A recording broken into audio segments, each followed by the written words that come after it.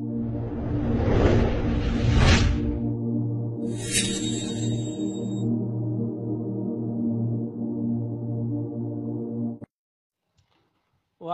আসসালাম রহমতুল্লাহ বরকাতুহু। যে ব্যক্তি বলেছে যে পবিত্র কোরআনে 2 ওয়াক্ত নামাজের কথা আছে, সে ব্যক্তি কোরআনের জ্ঞান সম্পর্কে অজ্ঞ, মূর্খ, এক নম্বরের জাহিল।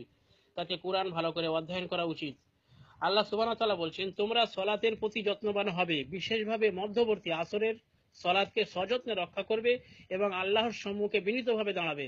সূরা নম্বর 2 আয়াত নম্বর 238।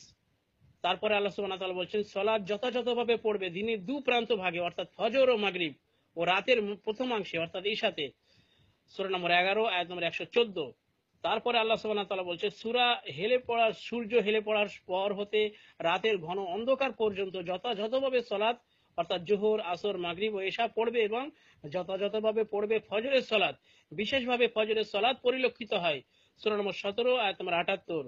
সূর্যোদয়ের পূর্বে অর্থাৎ ফজর ও সূর্যাস্তের পূর্বে অর্থাৎ আসর তোমার প্রতিপালকের সপ্রশংস পবিত্রতা ও মহিমা ঘোষণা করো এবং পবিত্রতা ও মহিমা ঘোষণা করো রাত্রিকালে অর্থাৎ ঈশা ও দিবাভাগে অর্থাৎ জোহর, যাতে তুমি সন্তুষ্ট হতে পারো।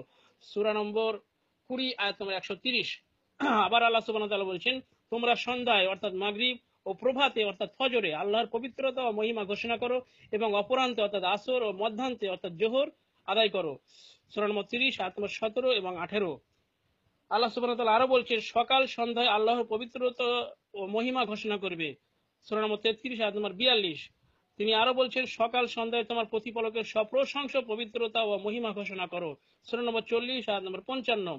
তিনি আরো বলছেন, তোমার প্রতিপালকের সপ্রশংস পবিত্রতা ও মহিমা ঘোষণা করো সূর্যোদয় ও সূর্যাস্তের পূর্বে, তার পবিত্রতা ও মহিমা ঘোষণা করো রাত্রির একাংশে এবং সলাতের পরও।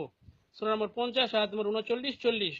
তার পবিত্রতা ঘোষণা করে রাত্রিকালে ও রাত্রি শেষে। সূরা নম্বর 52 আয়াত নম্বর 49।